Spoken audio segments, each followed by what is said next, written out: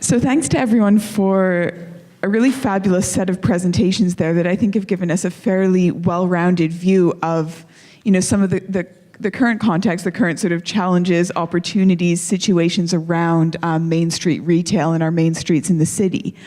And we've heard a lot of detail about the specific things that are affecting our Main Street retail and the sort of, how retail sort of is having sort of issues adapting to that. But I want to sort of go from the individual components to look at what is the effect of our main streets on both the reality of our city, but also on how we perceive our city, what it's like to sort of live, work, and sort of exist in Toronto, the sort of the role of main streets in that. And I guess we'll all share the mic, but if someone wants to start tackling that question,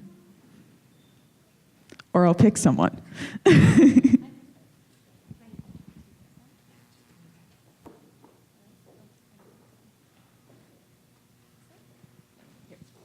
Okay, good idea.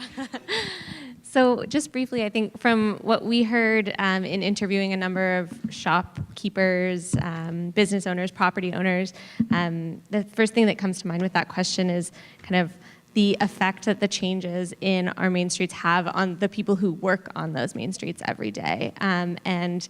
And for them, I think a great example is Cat's Cradle, a business that has been in the same family for 98 years.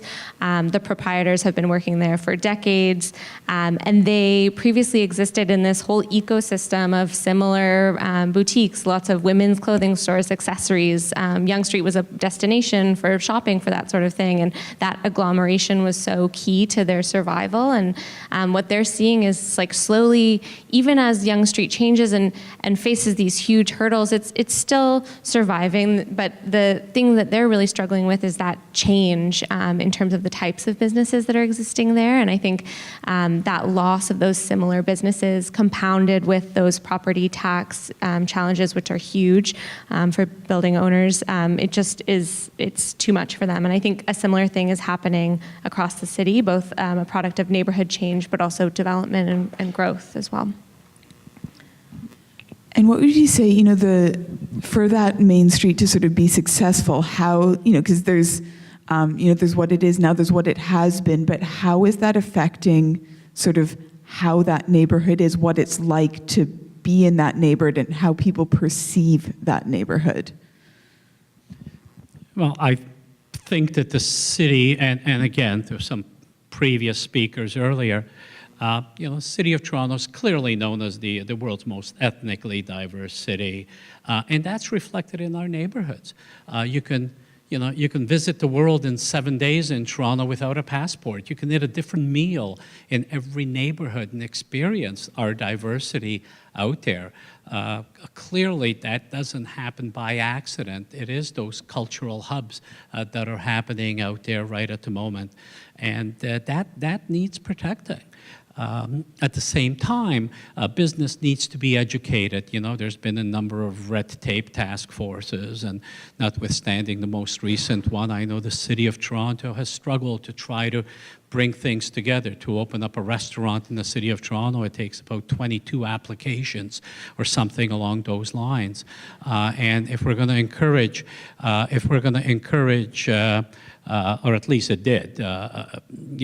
They've tuned that down, but you still have to go all the way to East York to file your applications. We're still not doing it online, but that's not there.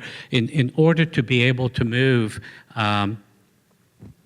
and advance these neighborhoods and occupy these places, we need to educate. We really need to help small business as they're investing their livelihood into effectively buying a job. We need to help them get educated on some of the laws and requirements that are in these countries, because many of the countries they come from never had some of the requirements that we have in opening and operating a business. But we're in a good place in Toronto from that perspective. Okay, great, thanks. Robert, did you have? Yeah, I mean, it seems to me that, and I speak from the experience of living very close to Queen Street West until about 20 years ago, and then I moved into the Kensington market, as well as doing a number of studies as a consultant on main streets. I think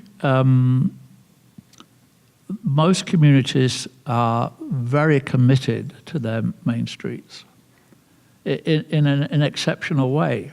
And they're very angry about invasions of that in various forms.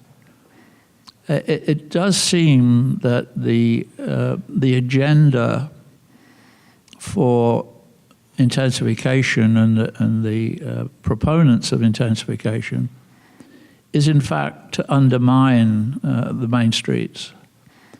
And I thought the comment made by this morning about maybe we should ask the people who come to these neighborhoods to intensify, to new development, to prove that they're improving that place rather than having to establish what their impact, environmental impact is in various ways, social or economic or whatever. Or transportation is usually the key one. But I think, I mean, we're talking about something that's very important to most people living in Toronto. It defines Toronto in a sense. And Alex, on that note, I'm going to put you on the spot because there's a clear link there between people's identification with their neighborhood, how they feel about their neighborhood, and sort of the vibrancy and diversity of the main street. Now, looking at a building like the Plant or other developments that you've done, what do you find to be the link, or do you find there to be a link between, and you sort of touched on this in your presentation, between the sort of vibrancy and uniqueness of the retail component, not only of the building, but also, the adjacent main street and people's excitement about living in that new development? Have you seen sort of a clear relationship there? In our public meetings, we actually had a number of neighbors come along and say that they were quite excited about the project because we were bringing retail to their neighborhood. It's a slightly different situation than, for example, some of the photographs that Bob illustrated. There wasn't existing retail there. There was a closed down industrial facility. So we were introducing retail where it hadn't been before, which has its own challenges in terms of creating that kind of neighborhood hub out of nothing. But I think one of the challenges that we all need to be realistic about is the fact that 100,000 people at least are coming to Toronto every year, and they're going to live somewhere. So I think a lot of this discussion is really about the pressure between growth and preservation, between maintaining neighborhood vitality, between maintaining the independence of main streets, which are wonderful places, of course, and they're gathering places, important community function. But development won't stop. And to the extent that it stops, our housing prices will only get higher. So I'm certainly not advocating, rampant high rises everywhere. Clearly there have to, but it's a question of finding those rules of where it's appropriate to channel that growth because it's coming, and how to put in place measures to protect the things that we value in our city, like main streets, like neighborhoods, so that growth is not impactful in a negative way, but it won't stop. So it's a question of how we deal with it, not stopping it. And to that point, it would perhaps be useful for us to identify what are the key things that, as we look at, okay, development's happening, intensification is happening to sort of whatever degree it does happen, but what are those key elements that we need to have in place to, create a good sort of framework or a good sort of breeding ground for a vibrant main street? If each of you has sort of one or two key elements, and physical, organizational, regulatory, cultural, whatever, but if there's just a couple of things that we can sort of distill down that we think are important in preserving that and strengthening that.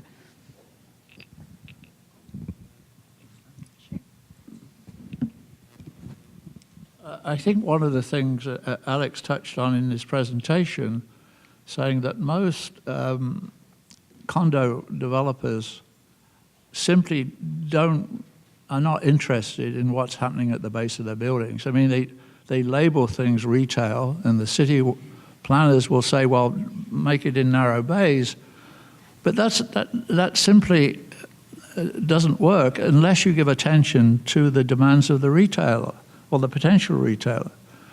There's a very good example, looking out of Katie Curtin's window across the street to the new development on Queen Street West. Most of the frontage is Bank and Shoppers Drug Mart. The reason for that is not that they want all that frontage, but the depth of the retail is so shallow, they need all that to get a floor plate that matches their function. If somebody had given attention to how that ground floor is planned, then the retail would be much more suitable. There'd be far more many frontages individually occupied. It doesn't deal with the question of ownership, and I think that's maybe another interesting area to pursue. That is, you condominiumize those things on the ground floor of the new development. You may then begin to simulate that quality of ownership. Yeah, and I think that speaks to what I talked about earlier, the ability to own, let the small businesses own their property, let them develop and encourage and expand those opportunities. So I don't think that in itself is revolutionary, but it's something that's why a lot of people look to Midtown along the Eglintons and other places. That really is it, and you know, I think we need to really look at and hopefully the study that we're doing that the city is investing in will start yielding that. I mean, I truly see Main Street becoming an experience more so than it is now. It's going to be experiential because as digitization and online shopping and patterns change, I think you're going to see virtual reality stores along our main streets where people will go out and experience certain things that they may not be able to do elsewhere. That's going to be the hubs. That's going to be the gathering places, and I'm hoping that we can see our way to a bit of decentralization where offices, government offices can start filling main streets again and not pulling out the liquor stores and not pulling out the government agencies to places outside where you have to get into the car and do it. Quite frankly, I can tell you that most individuals that I speak to on Main Street, etc., support all forms of transportation, whether it's bike, whether it's car, whether it's transit. We understand that being able to get around this city, the city is large, and being able to get around it and experience those different things that different neighborhoods have to do, it's very important for us to have a sound transportation system in this city. I think another kind of element that we found in our research and we got thinking about in terms of like what is critically important for the success and sustainability of these main streets is something kind of borrowed from transportation planning and the idea that every street is part of a network and a street serves a function in the context of the neighborhood and in the context of the network. And so we don't, when we think about it from a transportation perspective, you don't need a bike lane, a transit way, and vehicular access on every single street. They're part of a hierarchy. They respond to local needs, and they adapt accordingly. And I think that's a concept that's very important for main streets as well in terms of their success, like having main streets that reflect the character and culture of the neighborhood and provide the services and amenities that are needed by the residents nearby as well as those visiting. And also applying that concept to kind of break up the monotony of this sameness and to really recognize that these main streets need to serve unique functions in order to sustain themselves. I'll speak briefly to the issue of maybe frontage and tenure. I don't think that the answer is necessarily condominiumizing ground plane. I've done several different projects, some of which have been condominiumized and some of which have been rental. I think it doesn't really, in fact, when you do them as condos, you kind of lose control of the type of tenancy you're going to have in there. And as a developer, we actually, our strategy is more to lease them out so you can control better and be more flexible about the type of tenancies that come in. And then as an entity, the whole ground floor, for example, can be sold. But I think it's more important, what's more important is the width of the stores. I mean, you talked about the older fabric being 4.5 meters. In our project, we actually have a 6-meter grid. But I mean, it's that idea of having small increments on the street to keep it lively. And if there are going to be big stores, and I mean, Shoppers Drug Mart is out there, they don't have to occupy the full frontage. If you have a deep enough floor plate, it's a design problem. You can design the store as an L shape, so it presents a narrow, lively frontage and leaves many other 15 or 20 foot wide frontages along the street, and the bulk of the space is in the back where it's not impacting the street. So I think it's more of a design challenge. It does have to do with the depth of the stores because you need a certain depth to be viable, but it's not so much the tenure of the space. And it really comes down to something I mentioned in my original in my presentation, that most developers, sadly, don't really understand retail, and it's just the space left over on the ground floor, and it's not really designed properly, thought through properly, planned properly. And the city has a role to play. The planning department can quite easily say, through a rezoning process, just like they say now, you can't have a restaurant that's greater than 3,000 square feet, or you can't have this, or you can't have that. They can say that frontage shall be no greater than 6 meters or something. So it's possible to put in place, I guess, a planning framework that will allow for small frontages. And I think that's the key, not the tenure of the spaces. Okay, excellent. And I want to go back to actually Claire's comment about the importance of being aware of main streets as being part of a network.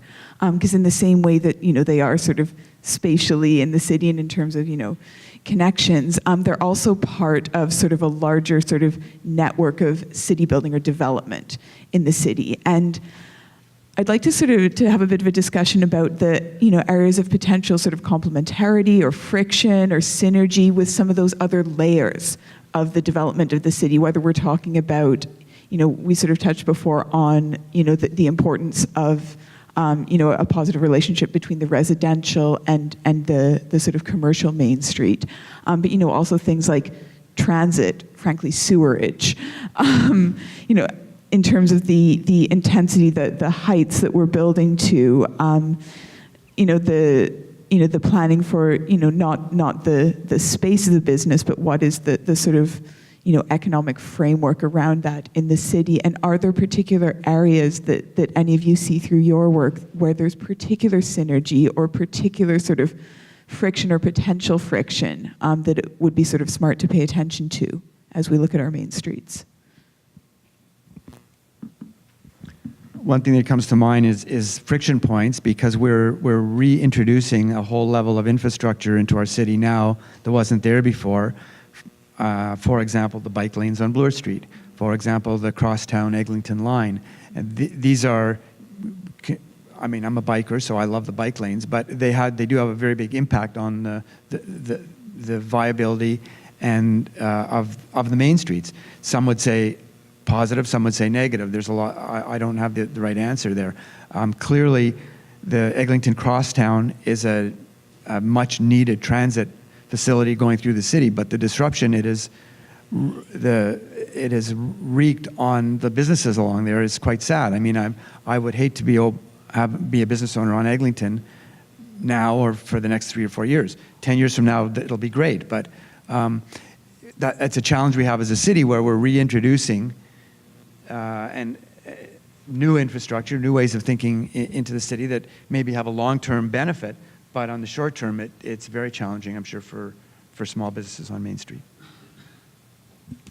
Yeah, just We don't all have to respond to everyone because there are other questions. So if you're really stretching, you don't have to.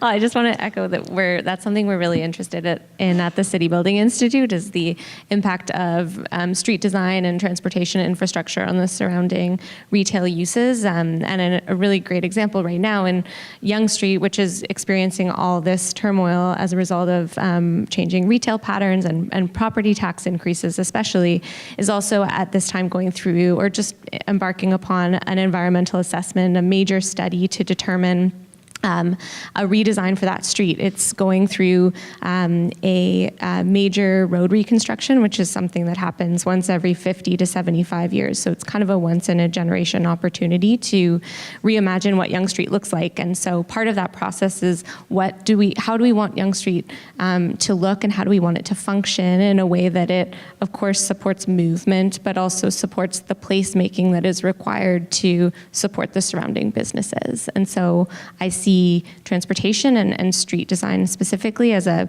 place where there certainly could be friction, but there's also huge potential for to complement the surrounding uses as well. Yeah. I guess from my perspective, Eglinton was brought up, but I guess I wish we'd learned from previous experiences. We all know the definition of insanity, and you only need to look back 12 years on Sinclair. Same sort of stuff, different jurisdiction, notwithstanding. Roncy, Leslieville, we've done a few projects. We're getting a little better at it, but in the broader perspective, and yes, it'll look great in 10 years. But as was noted, most of the businesses that are out there struggling right now probably won't be there to experience that net benefit. There are still properties, I'm not saying that all landlords are perfect, on Sinclair that have not recovered from the Sinclair project. So I truly believe that we need to avoid that insanity of doing things over and over and expecting a different result. Robert, do you want to add anything to that? I just wonder if anybody assessed when they were building the Bloor subway or the Bloor Danforth subway, where the alignment of the subway was back of the main street or north of the main street. They were not digging up Bloor Street or Danforth, as far as I know, to build the stations nor the tunnels. That seemed to be, it probably was a result of terrible negotiations with the property owners immediately behind the main street. But that might be a better way of going when you think about trying to put an LRT under the street. That is bound to be disruptive, and it's bound to last a long time. So maybe there's some more logical ways to deal with this infrastructure that'll be less disruptive. And actually, building on that point, we're going to end with a nice, easy question, which is going to ask all of you to get very practical and sort of build on Robert's point there. That we've talked a lot about what's good about main streets today, how they're part of how just our idea, our perception, our sort of sense of well-being of living in the city. We've talked about where we want to go, how we want to sort of continue to sustain and strengthen these spaces. But what about the interim? How do we manage that interim from getting from today through projects like the Eglinton Crosstown, other major transit projects, or even major sort of whole block redevelopments that don't involve transit at all, but are very, very influential on the immediate area. What are some practical key things that that we could be doing? And Robert touched on obviously the potential to sort of shift underground transit projects away from the main drag. What are some other things that we could be doing to help to sort of cushion the blow in the interim, in the transition period between where we are now and sort of where we're going with our development and our main streets? Pie in the sky, maybe, but during no pie in the sky, no only pie practical. In the sky. Share space. those businesses that are affected through a period would have the opportunity to share space where the zoning is in place, to relocate them temporarily or through that period into a neighborhood that is vibrant. Maybe allow properties, city properties, to be used at. So you don't need a 3,000 square foot piece of property during that duration, but 4 or 5 businesses can share in operating their business through that period. You know, I think we're all realistic that the city needs money to operate. We've got programs we've got to continue to deliver, and we've got some significant challenges here. We're not unique to that, but and I'm sure some of my businesses and some of my BIs are going to hang me for saying, oh, no, taxes. But at the end of the day, if this is an ecosystem, as I advocate, there needs to be that balance. But I think that if we can sustain those businesses, whether in the pro forma of a project that's, you know, $5 billion relief of taxes for that period, and it's shared by all levels of government instead of putting that burden on the City of Toronto to resolve this, is in fact an opportunity to keep business in business during those periods. Yeah, building on that, I think there's a number of kind of tax levers that the city could pull, and the province as well. And there's lots of different options. I mean, like in a period, you want these businesses to be able to benefit from the growth and new customers and new businesses and new residences in the neighborhood. But in that interim, you also don't want them to have to bear the burden of these outrageous property tax increases that come with that growth. And so something like deferring the payment of taxes, or deferring property tax increases and deferring that assessed increase in value until the property is sold, when at a time when a business and a property owner would actually be able to be equipped to make that payment. Those are kind of things that I think should be exploring when we're in the middle of this really strange time. And another thing I would add is that certainly with the issue of property taxes and property value increases, that's something that's very uneven across the city. Many kind of hot points are experiencing really rapid growth, while others are not. And so when we think about solutions, it certainly can't be a blanket solution across the city. We need kind of like a made in Toronto tailored solution that recognizes that this is a very uneven pattern. I would take that to the next level and say I think we have to figure out how to distribute the growth pressures that we have around the city better. Right now, there's certain areas of the city that are really stressed because of all the intense growth, and it's the market that's driving that. But the city has many levers that it can use and incentives to encourage growth to happen in the sort of outer suburbs, in areas where that can. Mount Dennis is an example of an area that's now being looked at as an area that's in need of new investment. And there's many areas like that around the city where, for example, the way the city charges development charges could be calibrated to incentivize development in areas where it wouldn't normally go, and try and relieve pressure on the areas that are experiencing the most pressure, like adjacent to downtown. Robert, do you have any thoughts on that, or should we move on? Well, I'm pondering the puzzle, because it seems to me, and this kind of conference, symposium, suggests that the people with different takes on the same problem can discuss things in a civilized manner. But if you go to the city bureaucracy, there'll be somebody looking maybe at BIAs. There'll be somebody who might be looking at transportation and infrastructure. There'll be somebody looking at heritage. There'll be somebody looking at planning policies. There'll be somebody who's deciding about, we heard this morning, about the cost of covering over the hydro wires along Main Street. Each of these things is a separate kind of mode of thinking about the same problem, and yet they never communicate, or very rarely communicate with each other. So I mean, the answer seems to me is that you try to provide a vehicle that does bring that kind of communication together. Because I'm sure we can address these things. But if we talk to each other, I mean, it's we're all going. I mean, and the city bureaucracy, I think, is I only use that because that's the most obvious target of it. But we all, in our own separate ways, whatever we're doing in life, tend to isolate ourselves from opinions that are not quite in line with the way we think the world is or should be.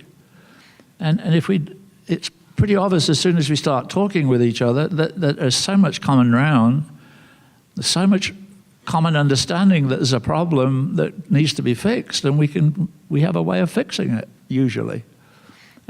So that's what I'm thinking, but I'm not. I don't know if it. All right, and it is being signaled to me that we are out of time. So thank you, everyone.